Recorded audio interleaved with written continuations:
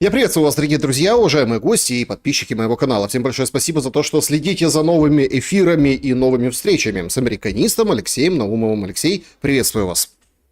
Да, здравствуйте, добрый день. Приветствую всех подписчиков и своего канала тоже, как обычно, да.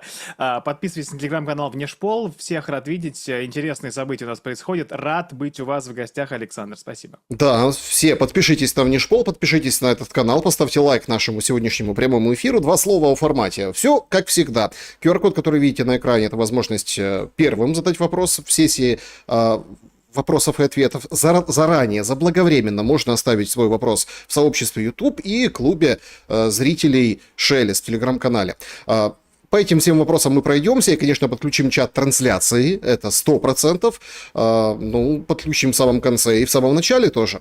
Вот такой опрос нашего сегодняшнего эфира я предлагаю. Как закончится война в Украине? И варианты ответов. Военным поражением, дипломатическими договоренностями, гражданской войной внутри Украины или перерастет в войну России с НАТО, европейскими странами, в общем, вовлечет в себя и так и закончится нечто большим. Как бы вы ответили на этот вопрос, тем более, что сентябрь, осень уже, день знаний. И мы вступаем, получается, в очередную военную осень. И конца и края, многие говорят, не видно. Так как закончится? Да, Александр, вопрос у вас, что называется, не в бровь, а в глаз сразу. Как закончится война? Слушайте, смотрите, конечно, варианты ответа, которые вы предлагаете, они не являются взаимно исключающими.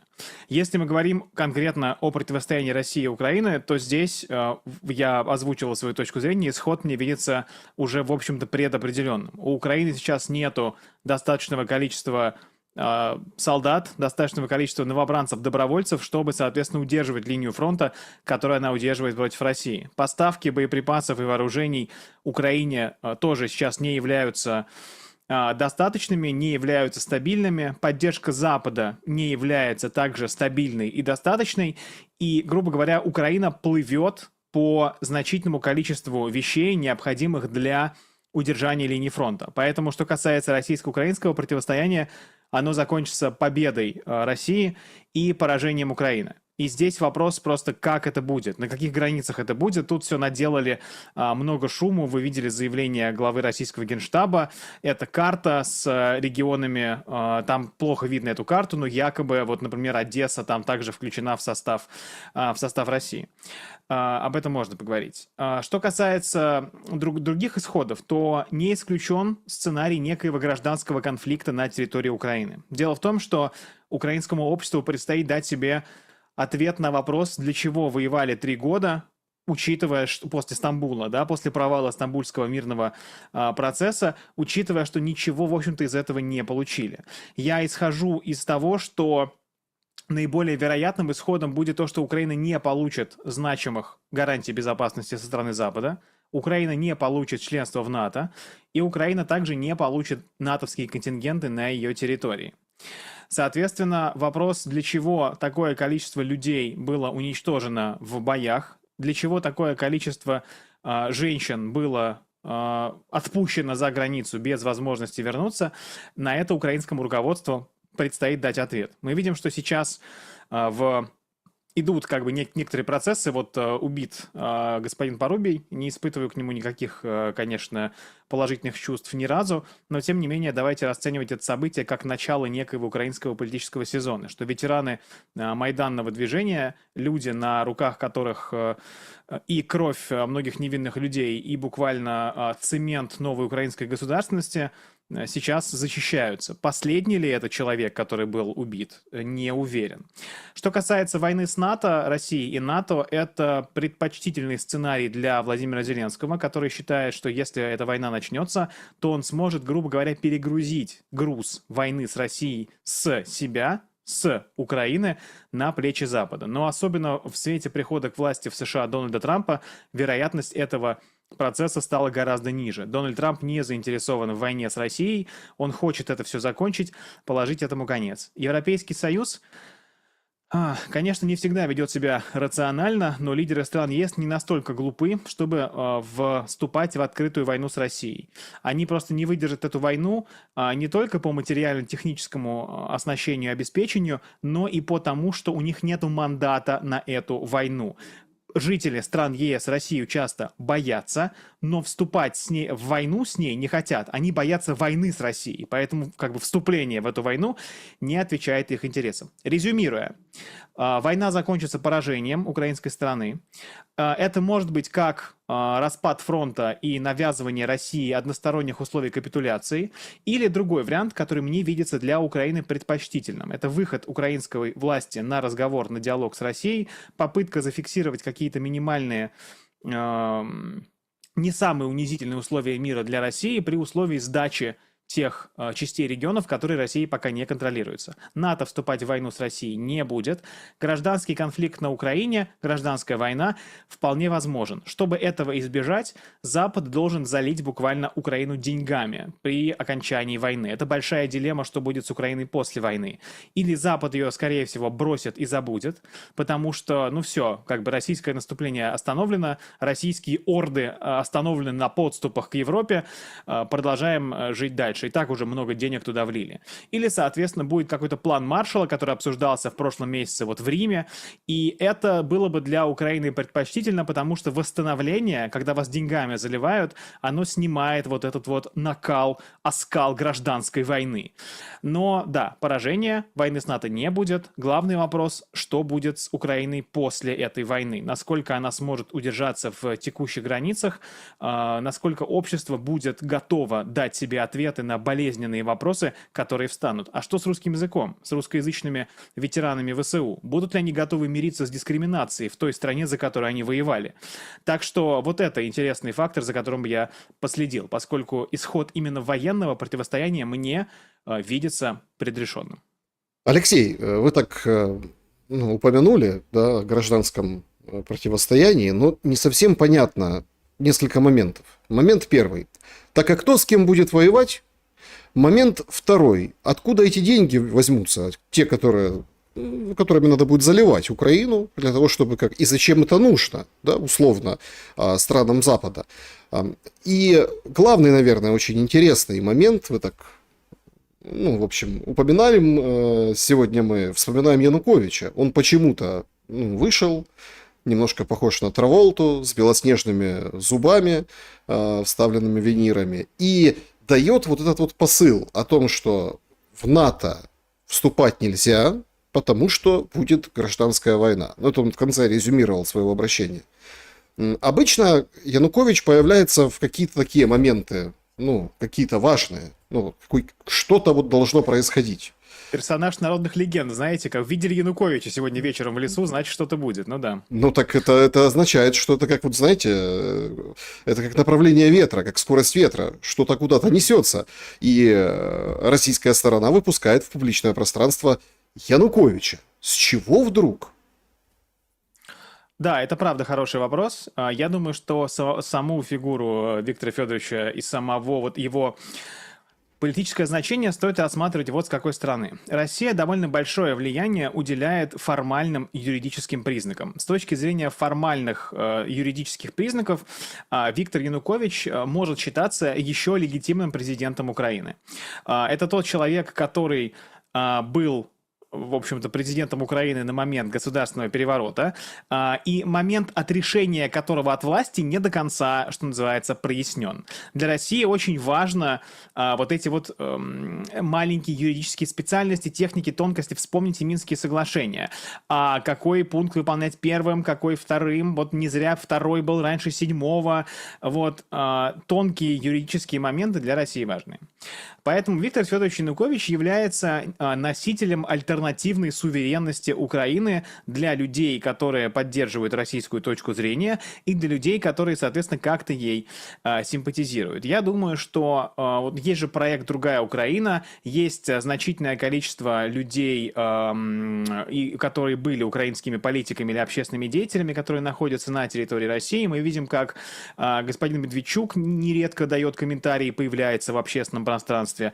Поэтому я полагаю, что Это попытка на фоне провалившихся или проваливающихся мирных соглашений продемонстрировать, что Россия является собой не внешнего завоевателя, а ту сторону, которая заинтересована в создании на территории Украины нормального юридического порядка, цивилизованной государственности, которая не несет угрозы ни Западу, ни России в первую очередь. Поэтому я думаю, что вот это его заявление принято показать, что есть альтернативная Украина. Лидер этой альтернативной Украины, вот в том числе Янукович. И, знаете, есть как бы и такой романтический аспект, что так уж плохо было при Януковиче, что как бы вот то, что сейчас и тот процесс, который накликала на себя украинская политическая элита, постоянно игнорируя одни и те же предупреждения от Владимира Путина, не дадим войти в НАТО, не дадим, не дадим, не дадим.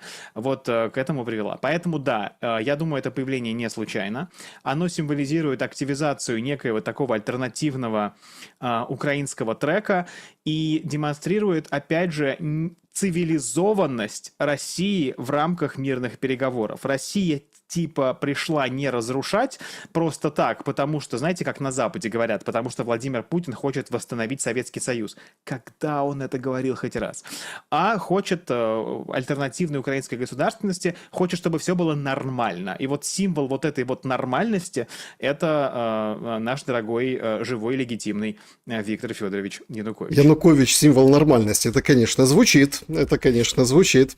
Однако, Путин же воспринимает как трагедию 20 века, это распад СССР, о чем он неоднократно признавался. Сегодня такие очень бурные международные события. ШОС в Китае. Много обсуждают, там кто с кем стоял на общей фотографии, кто с кем уже переговорил. Заявление Си Цзиньпина, оно очень так выглядит программно, глобально и воодушевляюще. Многие как бы обратили внимание о том, что Китай тут разрабатывает систему глобального управления. И Путин ее поддерживает. А что это такое? И как вы оцениваете этот саммит? Ведь кажется, что Китай, многие так считают, Китай, в общем-то, не готов быть именно полюсом в вот этой биполярном, многополярном мире, но, тем не менее, такие претензии озвучивают достаточно серьезные. Замашки, будь здоров.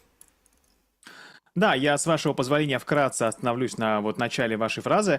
Да, для многих эпоха Януковича воспринимается эпохой, последней нормальной эпохой Украины. Той эпохой, когда Украина не являла собой форпост Запада на, собственно, перед Россией и не являла собой как бы субъект, который приносится в жертву.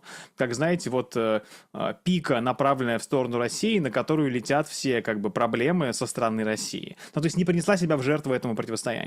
Понятно, что к Януковичу можно относиться по-разному, но как бы вот это символ альтернативного будущего Украины, которая сейчас не была бы в том состоянии, которое находится сегодня. И действительно, почему бы и не считать его таковым символом.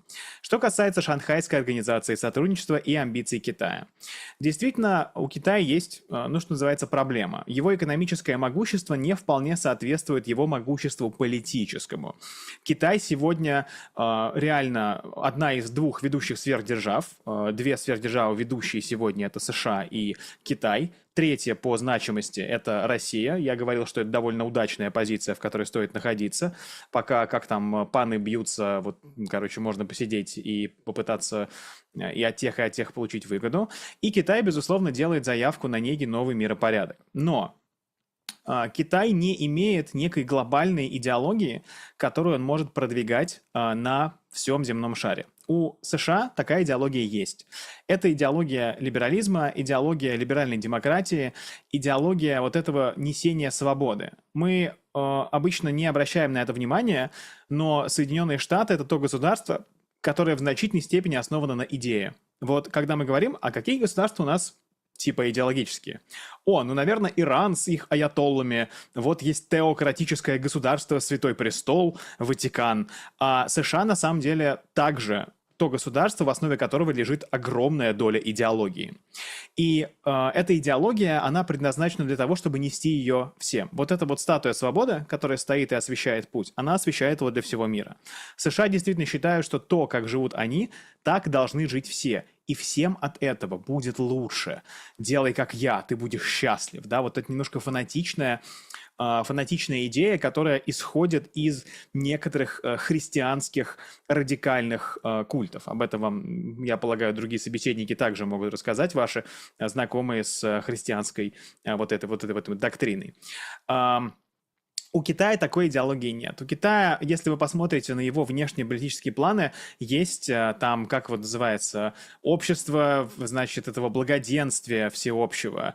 Там один пояс, один путь, понятно. Вот это вот как бы идея некой глобальной гармонии. Идея этой глобальной гармонии заключается в том, что все живут по-своему, и все сотрудничают друг с другом в тех рамках, в которых это выгодно. Никто никому ничего не навязывает, никто не предлагает всем жить как китайцы, потому что китайцы замещают собой вот эту статую свободы, немного сужая на ней глаза. Нет, не так. Китайский проект мировой, он на самом деле схож с современным российским проектом. Это такое единство противоположностей. Мы все живем, друг к другу не лезем, кто хочет. Вот, значит, на Ближнем Востоке геев казнят, в США там какие-нибудь трансгендеры по улицам ходят. Ну и нормально, как бы, это ваши внутренние дела. Давайте подумаем, что мы можем сделать вместе. Бороться с там, изменением климата, запускать в космос ракеты и так далее. Китай не претендует на глобальное доминирование. Его роль – это доминирование экономическое. Если вот, собственно, вы покупаете китайские товары, китайские компании в вашей стране строят железные дороги и иную инфраструктуру, то вот это Китай, в принципе, и устраивает. Так что Китай действительно делает эту заявку, и, понимаете, получается так, что сегодня под этой заявкой есть силы и других стран. Обратите внимание, как сильно Дональд Трамп своим грамотным управлением подтолкнул Индию к сотрудничеству с Китаем. Индия и Китай – традиционные противники. Индия – это опора американского влияния вообще в Азии. На протяжении 30 лет после распада Советского Союза, ну и вообще социалистического блока, американские президенты вели очень грамотную и четкую последовательную политику по привлечению Индии на свою сторону. Дональд Трамп уничтожил это все буквально за 1 месяц. Так что, я думаю, вот тот многополярный мир, о котором мы говорим, вот он на наших глазах появляется. То есть мы не уходим от одного гегемона к другому. Китаю это не нужно. У него нету в голове вот этой вот идеи, чтобы вот все жили как китайцы, великая китайская там система. Нет. Но мы приходим буквально к новому миропорядку, и, кстати, мне кажется, очень важно, что истеричность поддержки Украины со стороны, например, стран Европейского Союза во многом обусловлена тем, что старому миру не хочется терять свое влияние. Подумайте только, если и когда Украина проиграет на поле боя, это будет большим поражением для Запада. Запад сказал «нет, не позволим России добиться своего». И Запад окажется бессильным. Какой-то будет кризис для ЕС, для НАТО, для всего западного мира. Именно поэтому частично исступление, вот уже мы слышим, как говорит Макрон, говорит, что Россия – это зверь, там вот кровожадность, это болезнь, это раковая опухоль. То есть, знаете, на самом деле довольно страшно, когда вы в политике кого-то называете болезнью, буквально... Холокост под этими идеями, в общем-то, произошел, когда вы отказываете человеку в человечности и говорите, что он опухоль, болезнь и дикий зверь. В общем, вот эта исступленность, она вызвана тем, что власть, которая была у Запада над всем миром, как будто уходит сквозь их пальцы, как песок сыпется. Поэтому да, новая многополярность будет, новый гегемон один, вряд ли. Так что в целом, может быть, будет не так уж и плохо. Вы знаете, банк ШОС – это, конечно, нечто. Это, конечно, то, что можно, конечно, посмеяться, но, как вот помните, вот эта купюра была бриксовская, да. Путин с ней ходил, макет сувенирная, да, вот типа какая-то валюта. Но на самом деле тут прежде всего нужно рассматривать и политические, и экономические как бы моменты отстегивания регионов, стран от Запада как такового. Отстегивания. Но внутри же тоже нет более-менее какого-то согласия. Вот сегодня приходит Пакистан, не пустил Армению, Индия, Азербайджан завернула, ну, по поводу этих заявок в ШОС. Насколько вообще это жизнеспособно? Вот эта организация сотрудничества и, безусловно, конечно, процесс развития мы видим, но с точки зрения там, принятия новых членов в организацию, с точки зрения оформления вот этого кластера, или как там говорят, да, то есть вот объединение по сотрудничеству, ну, как бы перспективы так себе, потому что внутренние противоречия никуда не ушли. Совершенно верно, вы справедливо отмечаете, что вообще единый Запад, он довольно гомогенен, он во многом един. Это общая христианская, в первую очередь, цивилизация, это цивилизация европейская, с общностью языковых традиций, с общностью религии, с общностью культуры и так далее. В этом плане все остальные объединения, что БРИКС, что ШОС, это буквально союз непохожих. У них свои интересы, у них свои религии, свое мировоззрение. И, естественно, Индия не захочет идти куда-то под предводительством Китая, потому что это буквально две там цивилизации, действительно государства цивилизации, друг другу противостоящие. То, что сейчас западные СМИ говорят про, даже китайские медиа, знаете, у них появились такие формулировки, как танго, слона и дракона, что вот двум таким великим государствам, цивилизациям нужно находить пути для взаимодействия. Безусловно, это не будет каким-то новым жестким иерархичным миропорядком. Не будет нового вождя, как я и говорю. Вот был вождь Соединенные Штаты, Китай таким вождем не будет. И, естественно, тот миропорядок, который предлагается на замену, это скорее союз равных, союз государств, которые готовы друг с другом в чем-то взаимодействовать, в чем-то соглашаться, в чем-то не соглашаться. Но в целом, как бы, главная объединяющая сила – это вот усталость от западного миропорядка. Китаю надоело, что США постоянно пытаются ограничить их развитие, запрещают экспорт, значит, чипов для искусственного интеллекта, пытаются положить конец развитию военно-промышленного комплекса Китая. Индия устала от того, что американцы то вроде привлекали их на свою сторону, а то общаются с ними буквально как со своими вассалами, то вводя пошлины, то отменяя эти пошлины, требуя буквально подчинения. Россия, ну понятно, конфликт Запада и России имеет уже давно изученную вот эту вот природу, и попытка также поставить крест на влияние России, Россию бесит. Знаете, среди китайских политологов есть такая поговорка, что Россия и Китай могут вместе делить несчастье, а вот счастье на двоих им делить не так уж и просто. Так что усталость от Запада, усталость от односторонней гегемонии этого Запада,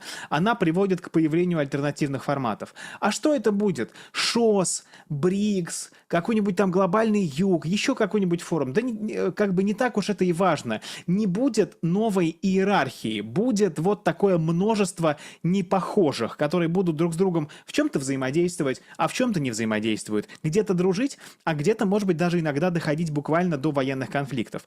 Этот мир, он не будет таким же спокойным, как мир при едином мировом полицейском. Но, возможно, этот мир будет хотя бы немножко более справедливым, где этот полицейский не будет всем указывать, что делать. Так что во многом, конечно, вы правы. Это союз, основанный на усталости от Запада и от его гегемонии. Алексей, а куда Трамп пропал? Что происходит? Ну, погодите, ну как так, в холодильнике, что ли? Где там? Да-да, в Оклахоме? В Флориде, в Мар-а-Лаго лежит в холодильнике. Смотрите, ну Трамп же появился потом, да, мы видели, как он играл в гольф, и, соответственно, Трамп не нужно, короче, думать, что Трамп действительно там, у него какие-то сейчас проблемы в том, что касается здоровья. Трамп – это человек-мем, Трамп – это президент-мем.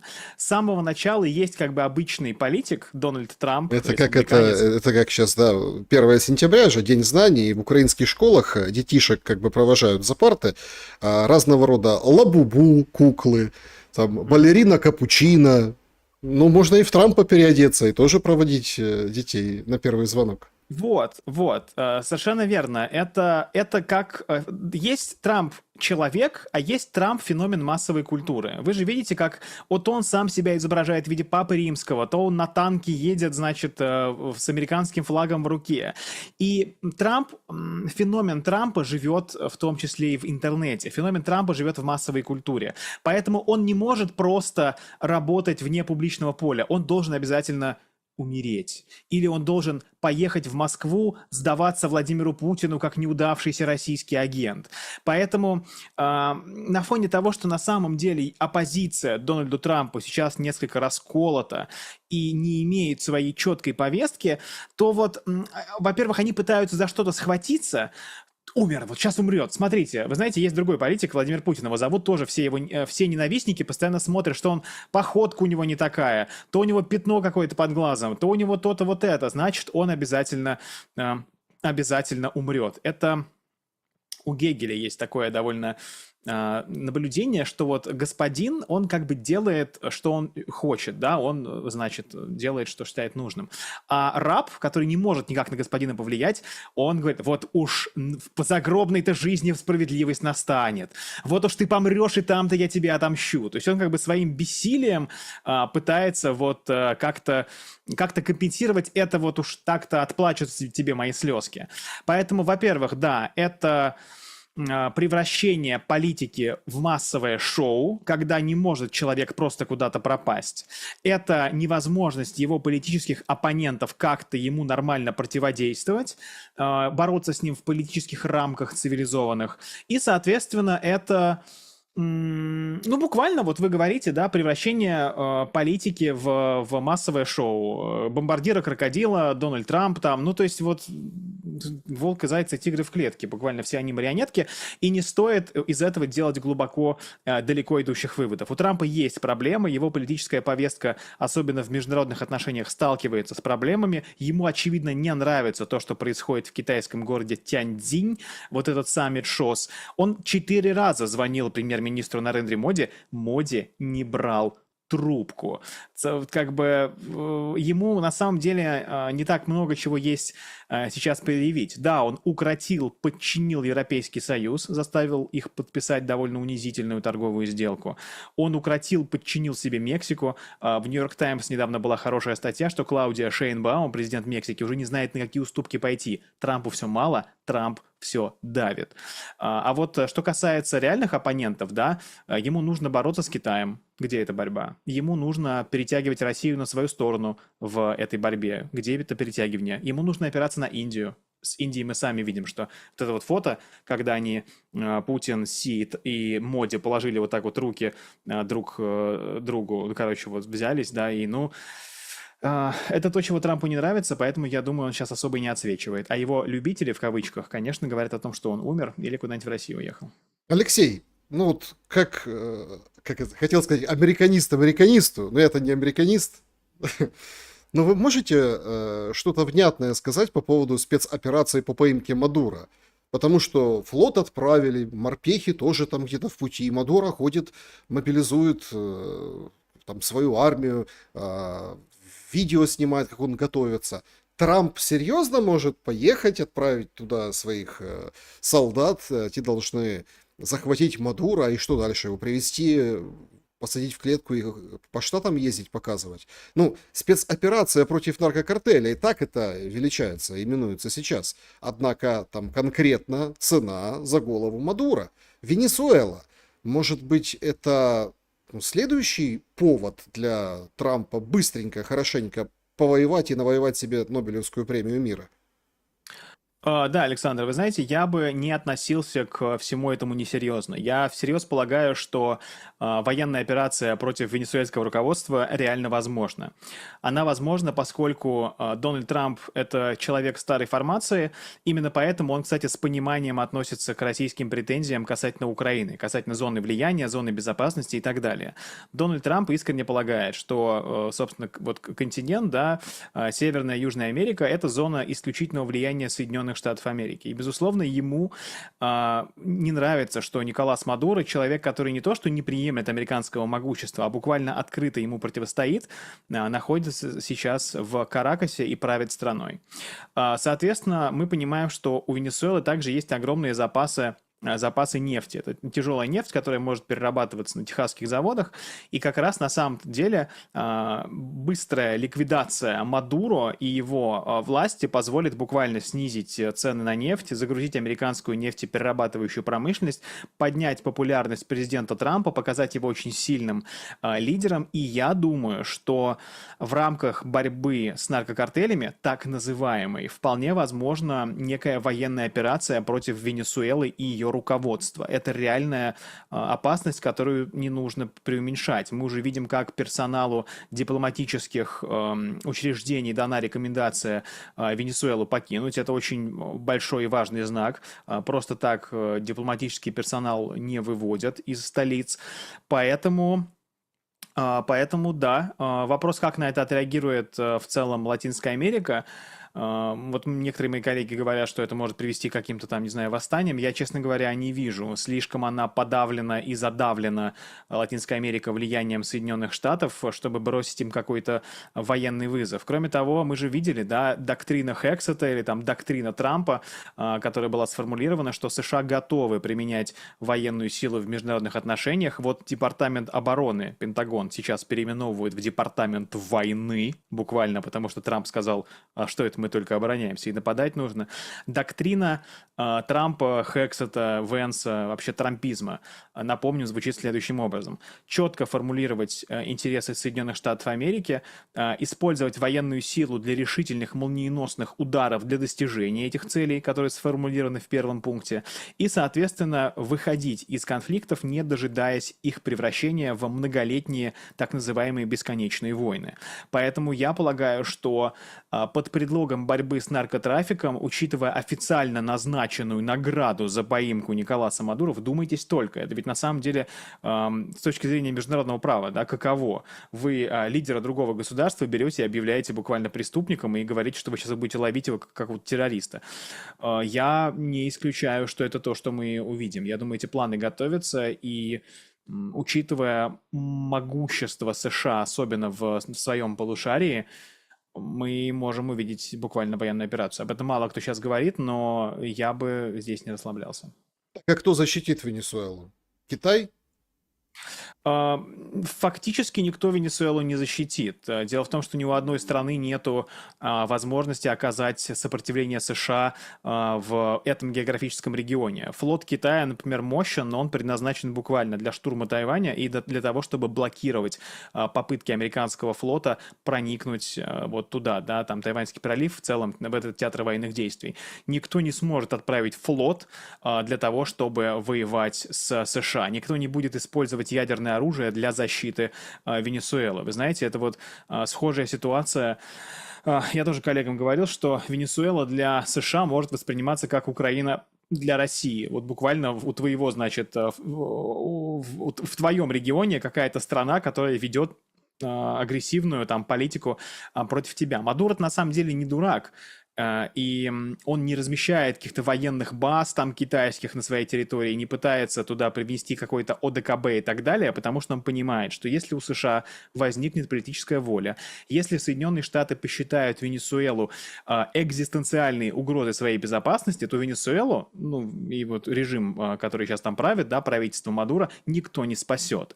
Поэтому никто Венесуэлу не защитит. Все это буквально проглотит. Это тот мир, в котором мы живем. Ну, в общем-то, включается, я так понимаю, ну, все равно это такой момент для Трампа. Сейчас мы вернемся к Украине и поговорим о 3 сентября, как вот, ну, помните, очень веском или каком-то таком очень серьезном дедлайне. И все 3 сентября, Шуфутинов день.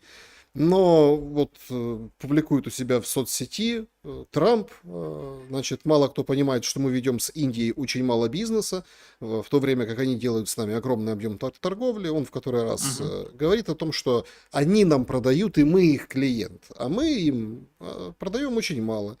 Кроме того, Индия покупает большую часть своей нефти и военной продукции у России, и почти ничего у США. Сейчас они предложили полностью отменить пошлины, но уже поздно. Это следовало сделать много лет назад. Просто некоторые простые факты для размышления.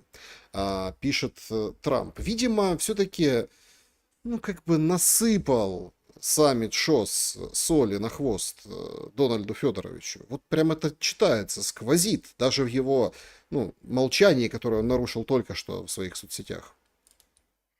Ну, вы знаете, я, опять же, думаю, что военная операция возможна, но все-таки американская администрация предпочтет остановиться на вот этом вот, что называется, как его, бряцание оружием. Потому что проекты вторжения Венесуэлы предполагались еще в 2020 году. Марко Рубио, тоже человек латиноамериканских корней, выходец из семьи кубинских иммигрантов, уже предлагал вторгнуться в эту страну. Но очевидно, что это довольно сложная история. Там же и джунгли, и горы, и просто так высадиться и по типу Ирака устроить там шок и трепет довольно сложно. Поэтому я думаю, что США попробует остановиться вот в этом, как бы сказать, в шаге от военного конфликта, потому что для Дональда Трампа это тоже довольно излюбленная тактика. Он часто любит как бы говорить и не делать, и своими словами добиваться того, чего ему не надо будет добиваться силой. Нет, Типа я ну, скажу, что я с другой стороны, он же бомбил Иран. Бомбил. Он бомбил Иран, но я, кстати, один из тех, кто считает, что он не достиг своих целей в рамках иранской кампании, потому что мне здесь видится Иран страной, которая, в общем-то, во-первых, сохранила весь цикл производства ядерного топлива. Да, безусловно, он был там отброшен на какое-то количество месяцев и лет, но он не был уничтожен. Правящий режим в Иране остался правящим режимом, и мы знаем, что иранцы, ну, были буквально разъярены вот таким открытым вмешательством в их внутренние дела, буквально войной против них. И часто даже западные СМИ писали, что там вот есть люди, которые говорят: мы, конечно, не любим там аятолл, не любим правящий режим, но так это нельзя, что это такое? Мы вообще суверенная страна, и давайте мы как-нибудь сами. Поэтому я думаю, что Дональд Трамп попытается остановиться, но проблема Дональда Трампа в том, что он действительно может отдать приказ. Никто на самом деле всерьез не полагал, что по Ирану будет нанесен типа американский вот этот вот военный удар. И помните в заголовке в Нью-Йорк Таймс, что там США присоединились к войне Израиля против Ирана. Он быстро оттуда вышел, но все-таки это решение было принято. И я думаю, что для запугивания Мадуро, для того, чтобы заставить его пойти на американские условия, это может быть частично сделано. Для чего? А вот смотрите, он, например, разбомбит, не знаю, венесуэльский президентский дворец, предположим, и скажет Мадуро: ну что, как бы, нормально, хочешь еще? А если не хочешь, тогда давай, целуй перстень и продавай нам свою нефть по дешевке. Вот и все, потому что тебя никто не защитит. Мы захотим, и тебя убьем. Мы вот Айталу захотели, могли тоже убить, и тебя можем убить. Так что, ну, это буквально тактика мафиози, да, тактика таких вот бандитов. Дональд Трамп на это способен, и он считает себя вправе действовать, особенно в своем полушарии, так, как считает нужным. Под предлогом борьбы с наркокартелем буквально напасть на суверенную страну и заставить ее подчиняться США. Но он, видите, что делает там с Европейским Хорошо. Союзом? Ну так, Вот не воюет с ними, но заставил их подчиняться, да. ну так, а как вообще заставить подчиниться своим мирным предложениям по Украине? Ведь, опять-таки, 3 сентября, день, когда горят костры Рябин. Алексей, это же, это прям засечка такая, это вот прям очень знаково выглядит, а это послезавтра. И мы вот, судя так по календарю, вообще не видим никаких поползновений в сторону каких-то договоренностей. Какая-то встреча будет европейских лидеров.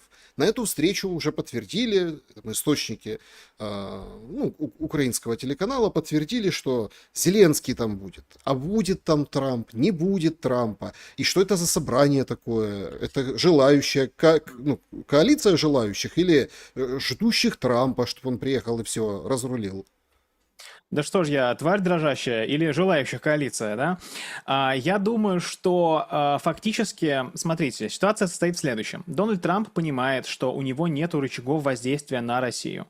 У него нет рычагов воздействия, которые заставят Россию изменить свою политику по отношению к Украине или сделают так, что Украина победит на поле боя. Дональд Трамп, безусловно, способен нанести России урон. Он способен нанести ей экономический и политический ущерб. Но всякое нанесение ущерба должно иметь под собой цель. Какая цель? Если у вас цель поменять политику России по Украине, то у вас нет подходящих инструментов. Поэтому я думаю, что Дональд Трамп изменил свое отношение касательно украинского конфликта. Из чего я делаю такие выводы? Во-первых, мы вновь слышим заявление Дональда Трампа, что Путин и Зеленский это два, значит, парня на детской площадке, которые не могут между собой чего-то поделить. Они дерутся, и, возможно, нужно дать им подраться.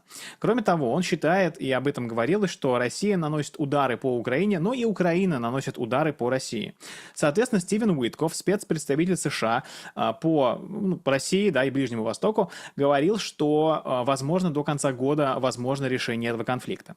Поэтому я думаю, Трамп понимает, что Украина в этом конфликте победить не может. Но он также не может заставить Россию пойти на уступки, но и не может заставить Украину пойти на уступки. Он не может заключить сделку с Путиным, а потом заставить Украину эту сделку принять, потому что Зеленский сразу скажет, а я против, а у нас конституция, а что говорят украинцы?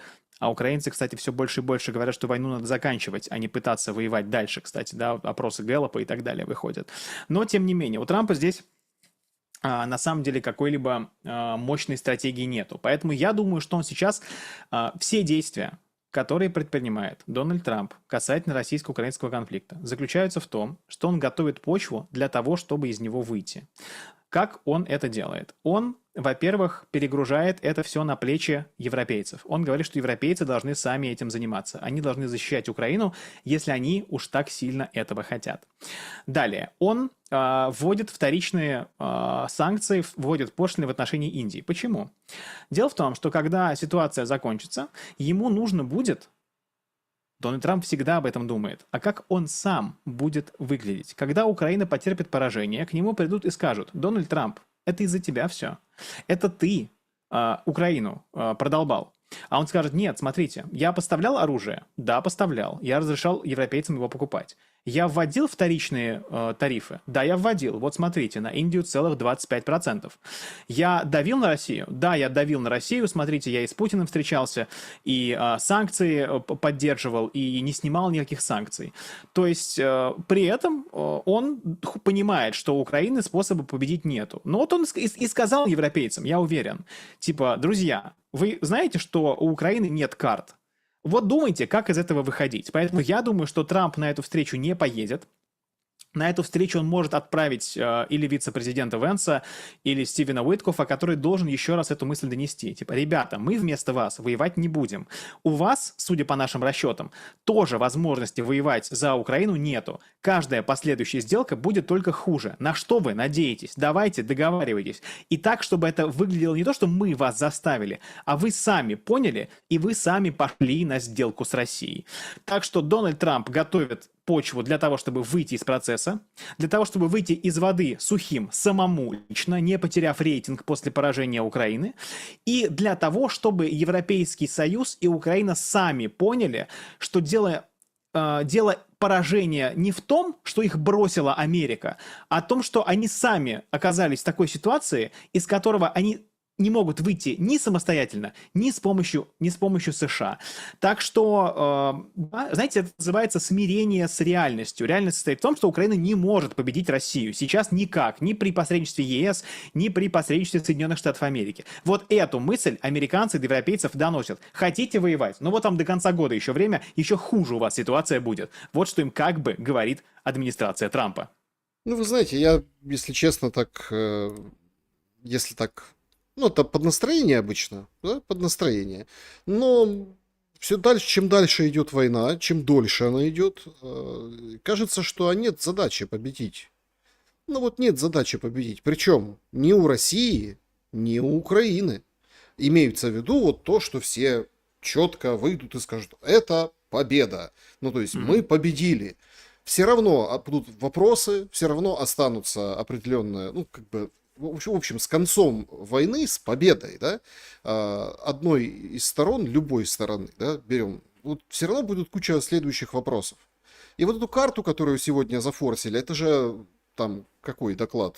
Субботний, да, то есть, ну, доклад Герасимова, стандартная история, 8 минут, он сидит в кабинете и рассказывает, какие там темпы наступления, какие там продвижения, направления и так далее. Ну, такая же карта, как у Герасимова на стене, есть у Буданова, например. Там тоже Россия как бы поделена на кучу частей, там свои названия повписаны.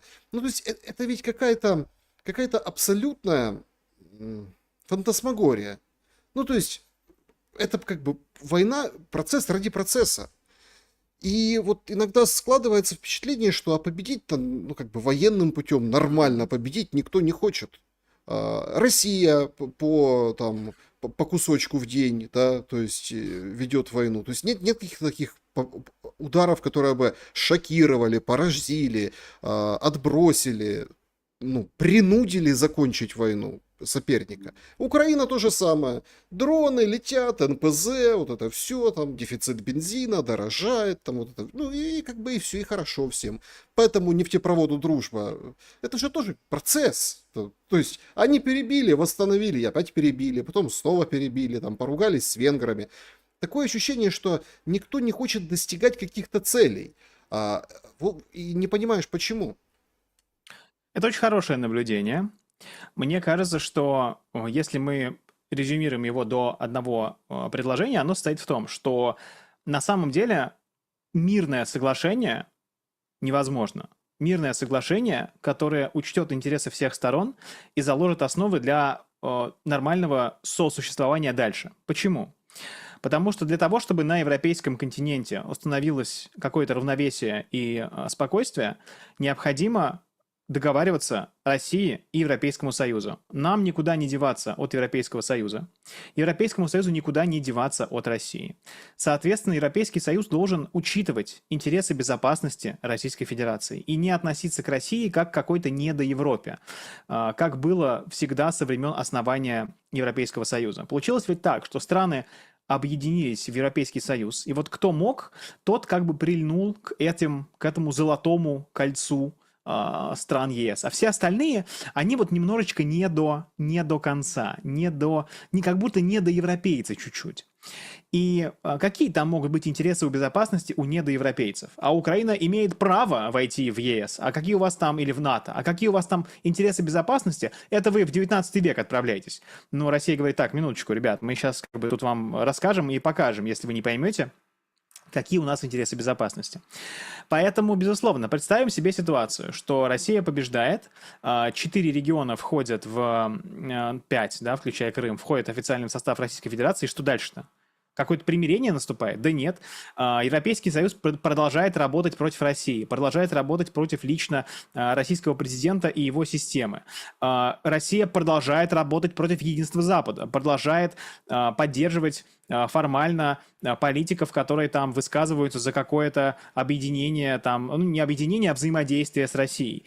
Украина продолжает тайно где-то в бункерах, там, наверное, какие-то дроны пытаться делать. То есть нет, мира не будет. И вот это вот большая проблема. Если там, не знаю, какие другие сценарии можно придумать, там, не знаю, Дональд Трамп впрягается за Украину, авианосные группы выходят к России, Россия сдается. Что, мир будет? Не будет мира. Россия также будет там зализывать раны, строить какие-то ракеты, дроны, танки.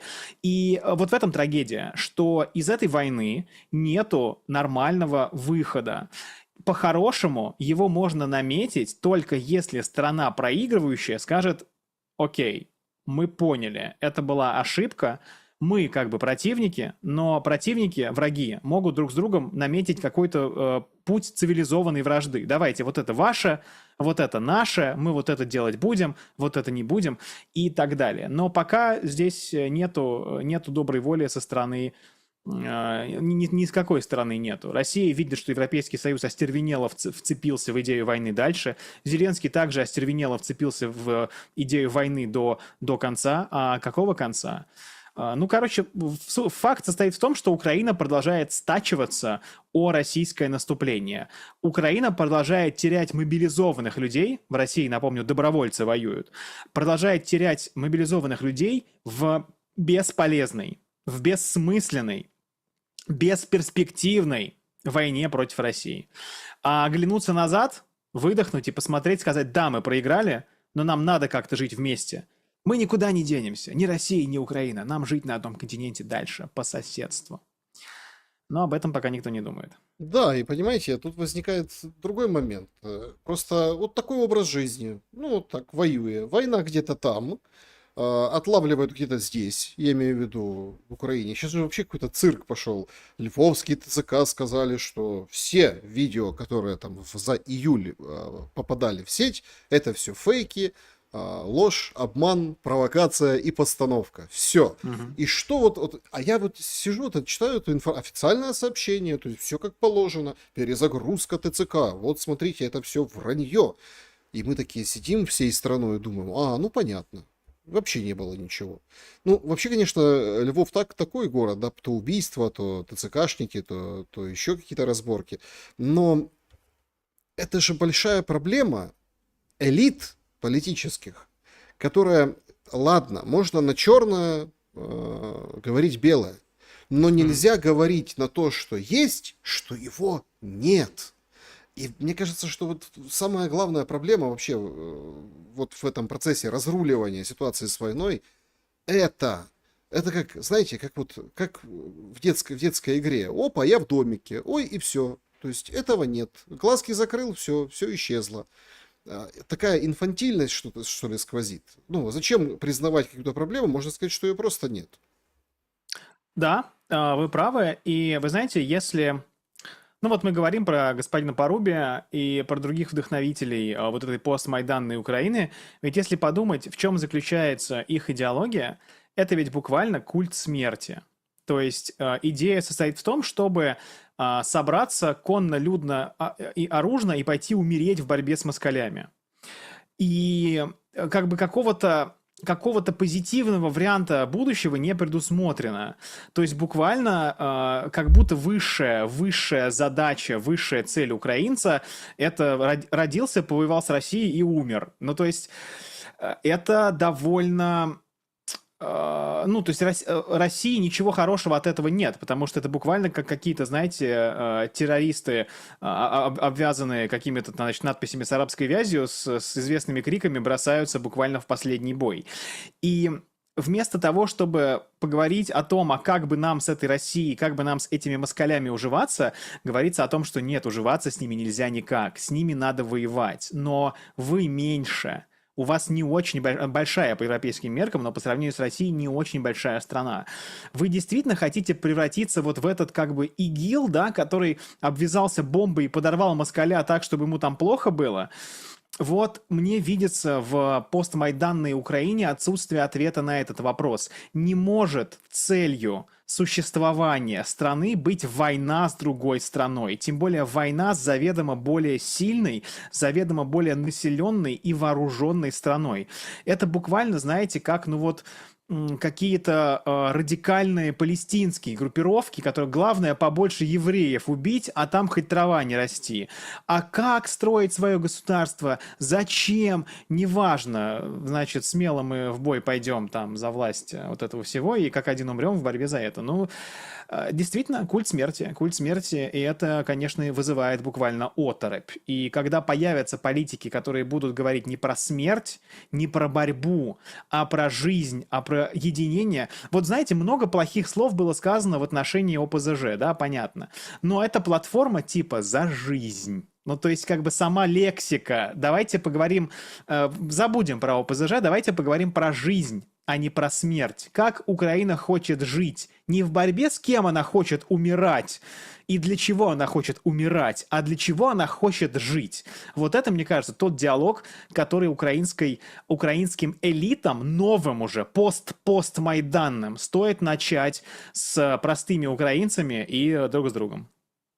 Да, друзья, давайте подведем итоги нашего сегодняшнего опроса. Как закончится война в Украине? 9% перерастет в войну России с НАТО, ну или расширится. 20% дипломатическими договоренностями, 25% гражданской войной внутри Украины и 46% военным поражением. Ну и тут же тоже, опять-таки, военное поражение есть, а ему скажут, ой, а его нет. Ну там, этого нет. Подумаешь. Или, например, это вообще наша победа. Подоляк Мы же же, сохранили государственность, мы же, так ну, сказать. Подоляк же неделю назад говорит, все, справедливый мир уже наступил, мы теперь никогда не будем вместе с Россией, мы не братские народы, мы полностью как бы оторваны. Все, это справедливый мир по Подоляку и по, скажем так, по Банкову, по Мгм. вразумению Банковой. Э, Мне вот просто другое интересно. А как вообще перестраиваться с этой картины, с этой идеологией? То есть такое ощущение складывается, что процесс уже не отмотать назад, фарш назад не прокрутить. Мгм. Вы знаете, простите за довольно избитый пример, но когда Германия во Второй мировой войне терпела поражение, у Гитлера была такая мысль, что если немецкий народ не доказал свое превосходство над другими, ему надо буквально сгореть в огне этой войны вместе с как можно большим количеством противников.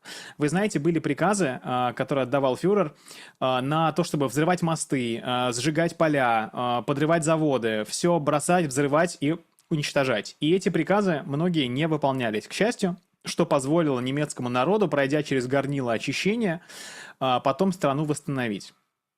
Я думаю, что этот процесс нужно начинать с новых людей. Новые люди должны прийти, которые должны сказать: хватит, мы не про культ смерти, мы про культ жизни. Опять же, да, это то, о чем я говорил несколько минут назад.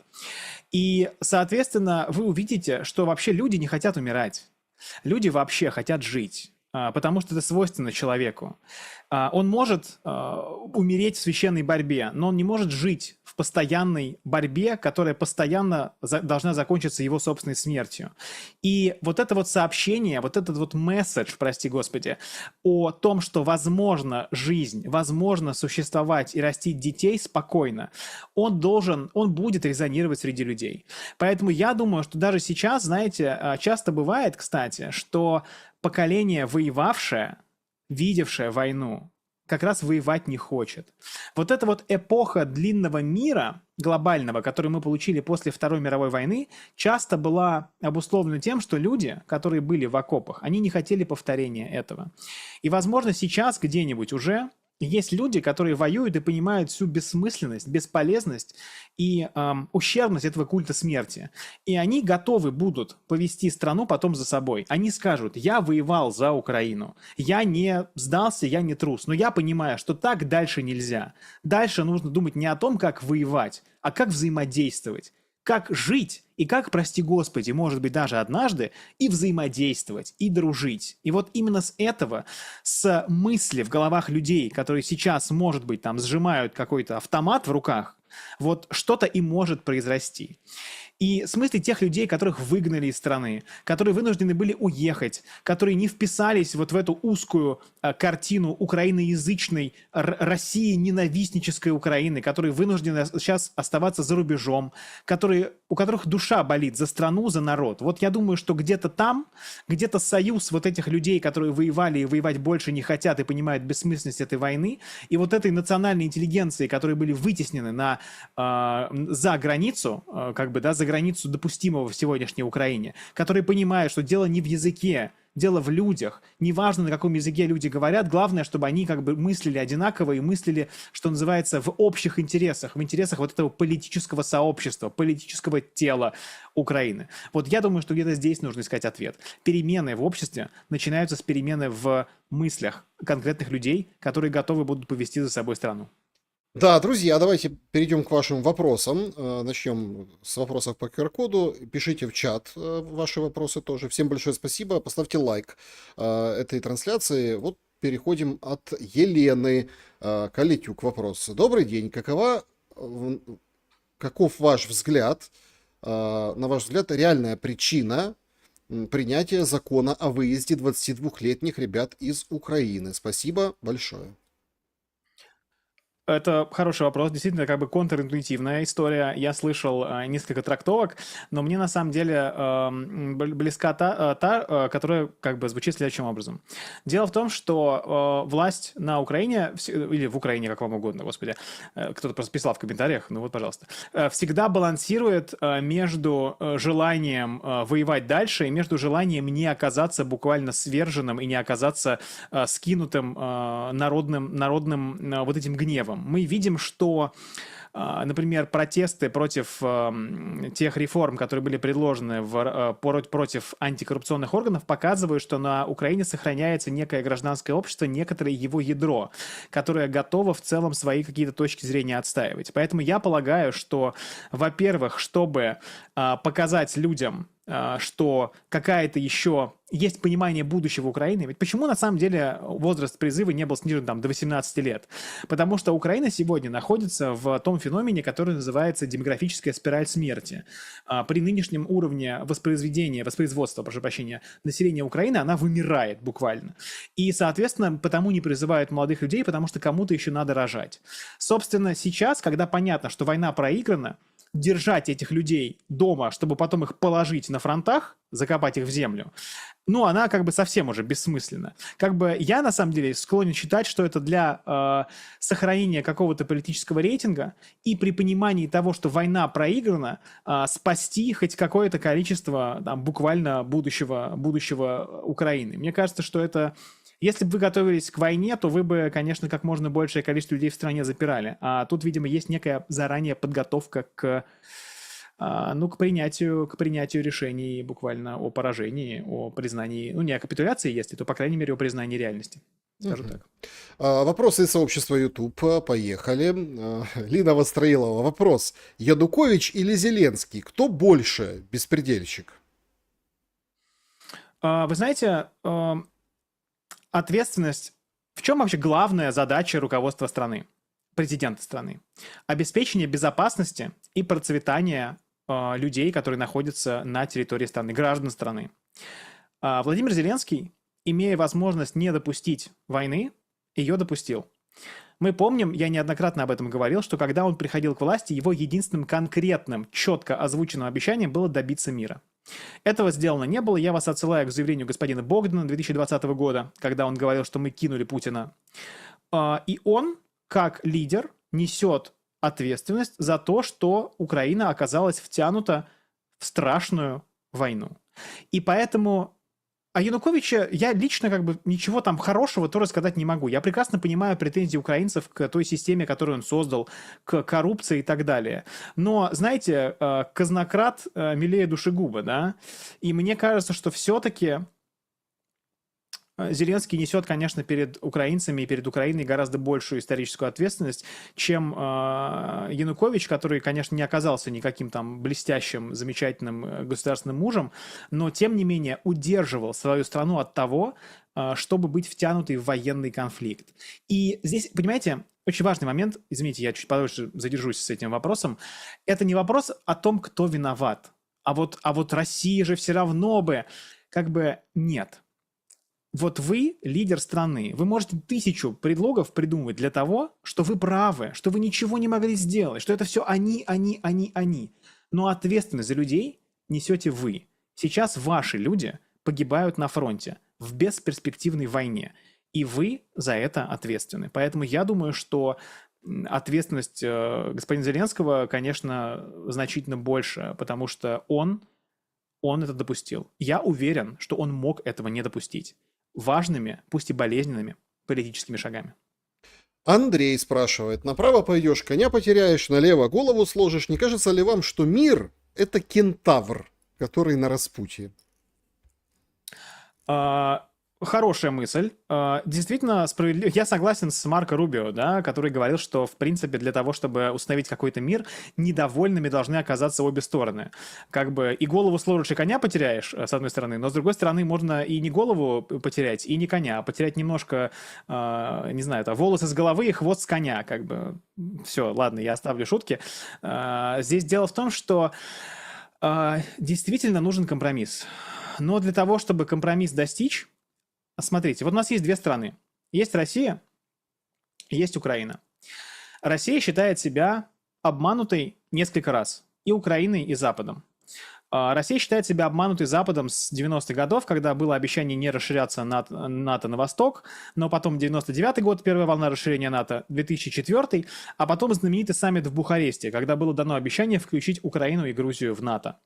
Потом, кстати, после этого была война 08-08 с Грузией, да, стало понятно, что Россия готова свои границы отстаивать, да, в этом плане. То есть Россия считает себя обманутой, и Россия побеждает в войне. Соответственно, у нее сейчас нет резона для того, чтобы идти на какое-то примирение и говорить первый, типа, извините, да. Украина сейчас находится в той ситуации, когда она проигрывает. И я думаю, что если Украина пойдет на контакт первой и скажет, да, это был ошибочный курс, публично будет объявлено о том, что это не то, как должна была вести себя Украина, что претензии России обоснованы, что Украина сама добровольно отказывается от вступления в НАТО, Украина сама добровольно, это делает, конечно, уже должен не Зеленский, а другой человек, то это будет возможно. И Россия, кстати, не будет добивать выживших, что называется, вот в политическом смысле. Она не будет добивать раненую политически Украину. Украине будет позволено сохранить полноценную свою государственность. Украина, как мы видим сейчас из заявлений, сохранит за собой Одессу. Если у Украины будет выход к Черному морю, Украина вполне себе сможет быть самостоятельным процветающим государством. И обратите внимание, в интересах России, чтобы нейтральная, демилитаризованная Украина процветала. Чтобы ее экономика работала. Чтобы украинцы увидели, что когда они пытались быть натовским колом в российском животе, им было плохо. А когда они разоружились и взяли нейтралитет, вот тогда им стало хорошо. И вот это будет лучшим лекарством, лучшей демонстрацией того, что вот этот курс был правильный. Поэтому я думаю, что вы правы. Обе стороны должны пойти на уступки, но первый шаг должна сделать страна проигрывающая. К радости или к сожалению, так работает война. Так, Виталий спрашивает. Добрый день. Вопрос. Коалиция, наускивающая Зеленского на рациональные поступки, все больше походит на европейский суповой набор. А как бы вы описали совокупность лидеров, приехавших в Поднебесную? Заранее спасибо за ответ. Ну, вы уже хорошую кулинарную рамку дали. Я думаю, что в Китай сейчас приехал как бы шведский стол нового миропорядка буквально. То есть это люди, которые являются собой совершенно разные страны, но это люди, имеющие некую кулинарную ценность. Это люди, контролирующие... Господи, что за аналогии? Заходим куда-то слишком далеко. Люди, которые имеют, во-первых, легитимность. То есть ни один лидер сейчас из приехавших на...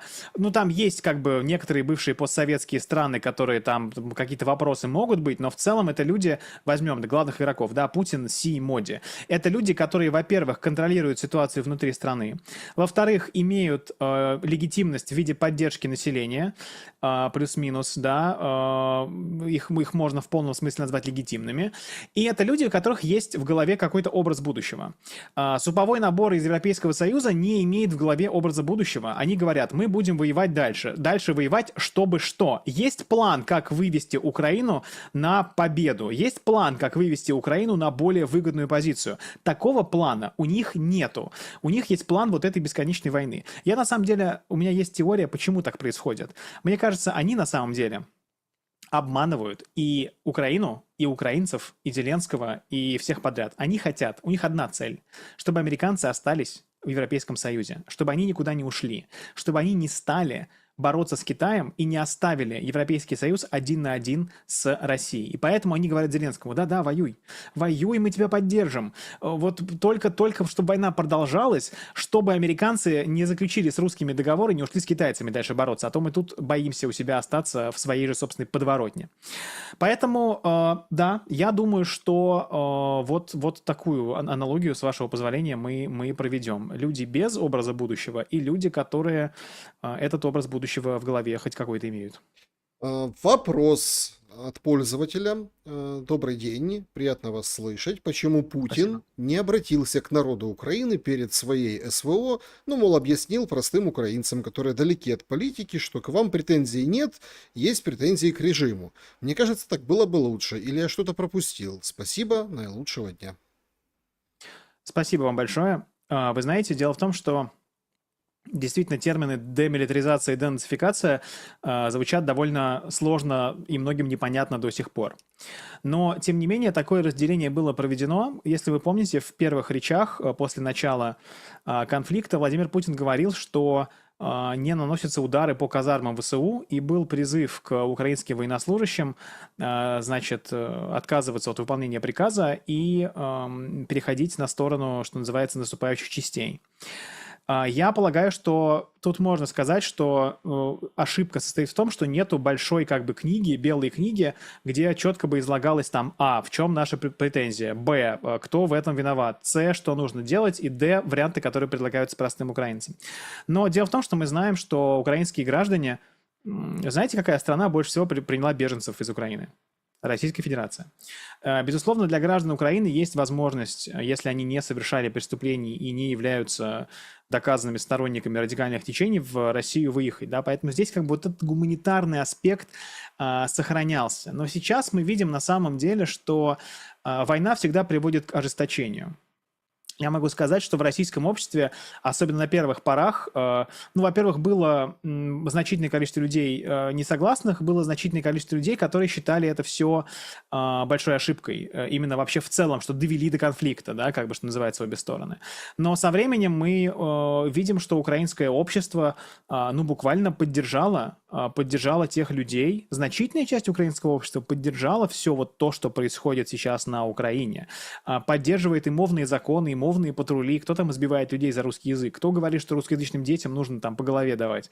Ну вот как бы украинское общество во многом в этом всем и завязано. Здесь сложно. Вначале, наверное, можно было. Сейчас очень сложно отделить, что называется, где здесь общественная поддержка, а где, как там, кровавый киевский режим наркомана и вот это все.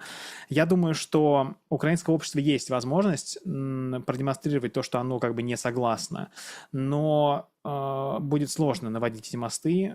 3 года прошло, 3,5 года, взаимная ненависть довольно сильная. И именно поэтому мне кажется, что если мы в этой логике останемся, то примирение будет возможно еще не скоро. Кто-то должен сказать «хватит» первым. И я полагаю, как я уже говорил, что это должна сделать страна, которая проигрывает, чтобы не было дальше всего этого. Вот. Чат трансляции. Владо пишет. Какая судьба ждет Закарпатье в случае продолжения войны и конфликта с Венгрией, одной из союзников США? Хороший вопрос. Я, честно говоря, думаю, что в целом Закарпатье не ждет больших изменений. Дело в том, что Венгрия, несмотря на то, что оно, конечно, в нынешнее руководство Венгрии плохо относится к нынешнему руководству Украины, в рамках Евросоюза никто не будет заниматься территориальными приобретениями. Я не поддерживаю теорию, что Польша сейчас заберет Львов, Закарпатье заберет Венгрию и так далее. Мне видится все-таки это сценарии плюс-минус фантастическими. Я думаю, что Венгрия будет продавливать нормальную защиту прав венгероязычного населения в Закарпатье уже в рамках послевоенного урегулирования. Я думаю, что мы вполне возможно увидим нормальную федерализацию Украины, в рамках которой, конечно, у закарпатских венгров будет больше прав и возможностей, чем сейчас. Тут, опять же, там румыны Одесской области и так далее, но я думаю, что вот закарпатское венгерское население – это главный кандидат на получение нормального особого статуса в федеративной Украине. Но изменений территориальных я не жду, и там возвращения в Закарпатье куда-нибудь нет. Жанет Бачурина, как бывшая русскоязычная львовская, считаю, что все беды Украины от амебности, непринципиальности, а то и трусости русскоязычных. Если бы били по соседям, били по соседями за москаля и тупые шутки, то войны бы не было. Как вы считаете? Это хороший вопрос. Вы знаете, я в свое время читал лекцию про как раз генезис украинского национализма, и одна мысль, которая у меня была, и которую я на самом деле очень... Это грустная для меня мысль. Россия и в целом как бы русскоязычное сообщество не предложило русскоязычным гражданам Украины некую национальную идентичность. То есть украиноязычные с Запада говорили, типа, я настоящий украинец, а ты кто? А если ты русский, почему ты не в России? Почему ты как бы в моей Украине диктуешь мне, что мне делать? И во многом, знаете, я общался тоже с социологами. У многих людей на востоке Украины, у людей русскоязычных, как бы была идентичность во многом даже как будто бы советская. То есть та идентичность, которая не ставила национальный вопрос на первое место. Украинец с Запада, украиноязычный, четко знал, кто он. Он украинец, там, потомок того-то и того-то. А человек с Востока, ну, ему как бы, ну, нормально было и так. Он этим вопросом не задавался, он просто, что называется, жил. И поэтому единственным рабочим вариантом, да, национализма оставался вот этот западенческий украинский национализм, который в итоге и победил, потому что альтернатив ему представлено не было. Опять же, а если ты такой русскоязычный, вали в свою Россию, да? Да, это проблема, мне кажется, во многом вызванная наследием советской национальной политикой. Люди русские в Советском Союзе были буквально лишены национального чувства. То есть большевики, как-нибудь об этом можем поговорить, выстраивали... Меня часто спрашивают, что я нос чешу, что я нюхаю наркотики какие-то. Нет, отвечаю на вопрос, нет, чешется нос. Люди в Советском Союзе, русские, были лишены национального чувства. Из русских во многом выстраивался вот тот советский народ, да, новая историческая общность, советский народ, как было записано в Сталинской Конституции. Вот эти люди... или же 77-го года. Ну, в общем, эти люди были лишены национального чувства. А украинцы, вот с Запада, его лишены не были. И когда вы оказались в условиях национального государства, типа у вас написано «Украина», значит, это государство кого? Украинцев. А кто такие украинцы? Вот у них был ответ на этот вопрос. А у русскоязычных не было. Так что я с вами соглашусь, это действительно то, что буквально вот с научной точки зрения сейчас активно обсуждается. Очень интересно, как ну, буквально мы к одной и той же мысли приходим с разных сторон. Угу, да, посмеиваюсь, конечно, с ваших комментариев. Нос чешут, когда врут, Алексей. Ну вот, вот еще одна причина. Ну, конечно, главный врун, главный лжец Александра в гостях сегодня. Это да. Значит, Александр, добрый вечер. Пусть и не по теме, конечно, но сегодня 1 сентября, День знаний. От всей души хочется поздравить всех деток, всех учителей и России, и Украины с этим праздником, пишет Анна Жук. Как хорошо бы, знаете, на самом деле, я вот тоже недавно... есть, знаете, такой телеграм-канал, где выкладываются старые новости. И типа там было, значит, Киев за 3 часа. Скоро из Москвы в Киев будет запущен высокоскоростной поезд, который позволит там двигаться. И ты смотришь на это и думаешь, господи, и как бы это было совсем недавно. А сейчас как будто это какая-то совершенно другая историческая эпоха. И хочется буквально дожить, я не так стар, конечно, но хочется дожить до того момента, когда что-то подобное еще будет. Это большая трагедия для всех нас, и ужасно, как мы во всем этом оказались. Мы много раз говорили о причинах, почему мы здесь оказались, как бы, и кто в этом виноват, и что можно сделать. Но чисто по-человечески буквально ощущение вот очень горькое, что ли, наверное. Я думаю, оно у всех нас есть. И да, и правда, действительно, всех с Днем знаний, действительно, пусть и говорят многие знания, многие печали, но я думаю, что если бы знания, логика и трезвый расчет преобладали в международных отношениях в том числе, было бы меньше конфликтов, меньше войн и больше буквально какого-то нормального взаимодействия. Вот такой финал нашего сегодняшнего эфира. Алексей, я очень благодарен вам за время и мысли. Да, спасибо вам большое, Александр. Спасибо большое, друзья, за вопросы. Интересный формат прямого эфира.